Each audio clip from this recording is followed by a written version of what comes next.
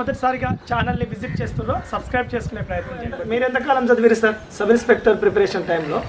ఇంత సమయం అని యాక్చువల్గా 2008 నోటిఫికేషన్ వచ్చిన తర్వాత మేము అప్లై చేసినప్పటి నుంచి మేము కష్టపడుతున్నాము. తర్వాత మాకు లాంగ్ టైం నడిచింది. అంటే తెలంగాణ సపరేట్ తెలంగాణ ఇష్యూ నడిచింది కదా, ఆ విషయంలో చాలా 2 years దాకా పోస్ట్ పోన్ లేని ఇప్పటిదాకా ప్రిపరేషన్ చేస్తాం. మీ ప్రయత్నం ఎట్ ఏ టైంలో అయిపోయింది? లేదు, ఎట్ ఏ టైం ఏం కాదు. 2008 జనవరి నోటిఫికేషన్లకు అప్లై చేసినప్పుడు రాలేదు. 2008 డిసెంబర్లో మళ్ళీ నోటిఫికేషన్ వచ్చింది. సెకండ్ టైం ఫస్ట్ టైం ఏం రాలేదు. దానికైతే వితౌట్ కోచింగ్లోనే క్లియర్ చేసేసారు దీన్ని.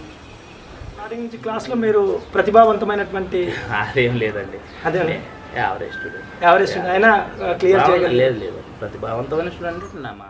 ఇంకా సార్ ప్రిపరేషన్ బుక్స్ ఏమైనా చెప్పగలుగుతారు ఆస్పిరెంట్స్కి? నేను చాలా రోజులైంది కదండి బయటకు వచ్చి, దాదాపుగా 2011లో వచ్చేసినాం. ఇంక అప్పటి నుంచి ప్రిపరేషన్ మేము ఆఫ్ చేసినట్టే కదా. కాంపిటేటివ్ ఫీల్డ్లో లేము కదా. కాబట్టి మీరు ఆస్పిరెంట్స్కి ఇచ్చే సలహా, కష్టపడి చేసేటటువంటి అంటే ఏ రంగమైనా కానివ్వండి, ఏ సెక్టర్ అయినా కానీ, కాంపిటేటివ్ సెక్టర్ కావచ్చు, ఏ రంగమైనా కష్టపడింది ఏం రాదు. ఖచ్చితంగా కష్టపడాలి. కంపల్సరీ నేను చేయగలుగుతా అనేది అయితే ఆటోమేటిక్గా సక్సెస్ కంపల్సరీ వస్తుంది. సక్సెస్ రాకపోతుందండి. ఆల్రెడీ నేను ముందే చెప్పిన కదా, ఆల్రెడీ ఎంతోమంది క్లియర్ చేసినాక మనం క్లియర్ చేస్తున్నాం తప్ప మనమేం కొత్తగా క్లియర్ చేయాలి. సబ్ ఇన్స్పెక్టర్ లాంటి ఎగ్జామ్స్ వైపు ఆలోచించాలన్న విధానం చిన్నప్పటి నుంచే ఆలోచన చేసేవారా?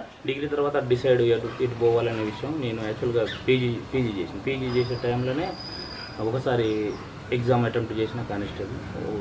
సెలెక్ట్ అయిన తర్వాత మళ్ళీ కాదు అని పోకుండా ఆగిపోయి, మళ్ళీ తర్వాత 2008లో ఎస్ఐకి అప్లై చేసి అప్పుడు మళ్ళీ ప్రిపేర్ చేసి. అంటే జువాలజీ అంటే మరి మామూలుగా ఈ సబ్ ఇన్స్పెక్టర్ లాంటి ఎగ్జామ్స్ని క్లియర్ చేయాలి అన్నప్పుడు చాలామంది మ్యాథ్స్ బ్యాక్గ్రౌండ్ ఉన్నటువంటి ఆస్పిరెంట్స్ తోటే సాధ్యమైందని. పూర్తిగా మ్యాథ్స్ ఏమి ఉండదు కదా. ఇప్పుడు యాక్చువల్గా ఎస్ఐ విషయానికి వస్తే 2007 కన్నా ముందు 100 మార్క్స్ పేపర్ మాత్రమే ఉండేది. 100 మార్కుల పేపర్ క్లియర్ చేస్తే ఎస్ఐకి సెలెక్ట్ అయ్యారు.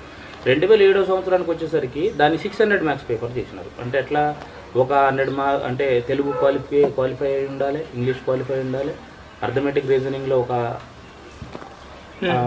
పేపరు 200 మార్క్స్, జనరల్ స్టడీస్ ఒక 200 మార్క్స్, అట్లా అంటే డివైడ్ చేసిరు. అంటే దాన్ని పెంచే స్థాయిని పెద్ద ఈ మ్యాథ్స్ బ్యాక్గ్రౌండ్ అనేది ఏమి ఇంపార్టెంట్ కాదంటే. అంటే ఇప్పుడు ఇండియన్ హిస్టరీ కానీ పాలిటీ కానీ ఇవన్నీ కంపల్సరీ. ఇప్పుడు యువతలు ఎంత కష్టపడుతున్నాడో అవతల వ్యక్తి కూడా యువతలకు అంతే కష్టపడాలి కదా. ఇప్పుడు ఎవరు వచ్చినా కానీ జనరల్ స్టడీస్ అనేసరికి, జిఎస్ అనే కాడికి వచ్చేసరికి జనరల్ స్టడీస్ మొత్తం టోటల్గా ఓవరాల్గా జనరల్ స్టడీసే ఉంటుంది.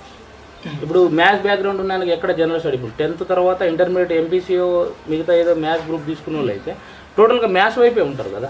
అంటే మామూలుగా మరి ఒక 200 marks arithmetic reasoning paper, 200 marks ఇప్పుడు జిఎస్ పేపర్. ఆర్థమెటిక్ రీజనింగ్ అనేది అందరికీ కామన్ కదా.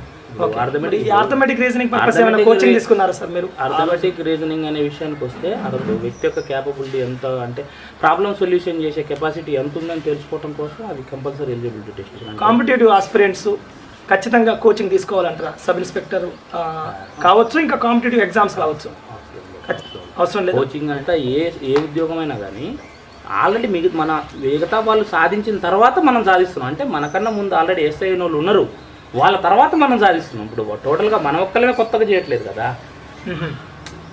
నేను ఒక్కరినే కొత్తగా ఎస్ఐకి సెలెక్ట్ కాలేదు కదా. నాకన్నా ముందు ఎస్ఐ సెలెక్ట్ అయిన వాళ్ళు చాలా మంది ఉన్నారు. వాళ్ళ దారిలో మ్యాథ్స్ బ్యాక్గ్రౌండ్ నేను సైన్సే కదా. మ్యాథ్స్ బ్యాక్గ్రౌండ్ అనేది అది పెద్ద ప్రామాణికమేం కాదు అనుకుంటారు. అట్లా అనుకుంటారు. ఇప్పుడు గోపాలకృష్ణ గారి విషయానికి వస్తే మీడియం బ్యాక్గ్రౌండ్ అనుకున్నాను. అంటే లాంగ్వేజ్ ఆయన ఇంగ్లీష్ మీడియం చదివి ఉండు, లేకుంటే ఐఐటి కాన్పూర్లో చదివి ఉంటాను, అక్కడ చదివిన వాళ్ళు ఈజీగా యాస్పిరెంట్ చేసిరు అనేది కాకుండా ఆయన మామూలుగా నిరూపించింది. ఆయన ఫ్రెండ్స్కి ఒక ఆలోచన అనేది ఉంటుంది, ఏ సబ్ ఇన్స్పెక్టర్ సెలెక్ట్ అయితే బాగుంటుంది, సివిలా ఏఆర్ఆ, ఏది ఫస్ట్ ప్రిఫరెన్స్ ఇస్తే బాగుంటుందనే ఆలోచన, లేకపోతే ఏపీఎస్పీ? లేదండి, యాక్చువల్గా ఎవరైనా సివిల్ ఎస్ఏ అంటే పబ్లిక్ రిలేషన్షిప్ ఎక్కువ ఉంటుంది.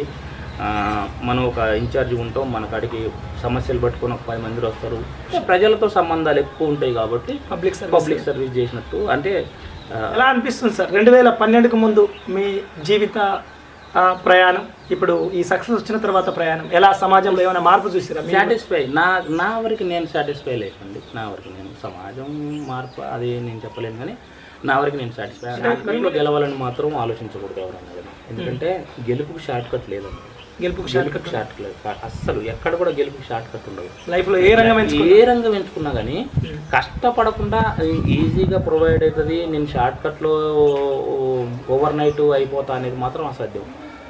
ఏదైనా కానీ మనం ప్రయత్నం చేస్తుంటేనే దానికి తగ్గ కష్టం. ఇప్పుడు ఒకసారి ఒక యాస్పిరెంట్ ఇప్పుడు కాదండి, నేను ఒక ఎగ్జామ్కి అప్లై చేసిన తర్వాత నాకు ఉద్యోగం రాలేదనుకున్నా అంటే నేను పడ్డ కష్టం ఆ కాంపిటీషన్కి సరిపోలేదు కాబట్టి దీనికి శ్రమ ఎక్కువ పెంచాలి అంతే తప్ప దీనికి సపరేట్గా షార్ట్ కట్ ఏదో ఉంటుందని అనేది మాత్రం అది. ఎంతమంది సబ్ ఇన్స్పెక్టర్స్ సార్ మీ ఊరు నుంచి? కొనుగోడు అన్నారు కదా, మీ ఊరు చాలా మంది ఉన్నారు. సిఐలు ఉన్నారు, డిఎస్పీలు ఉన్నారు.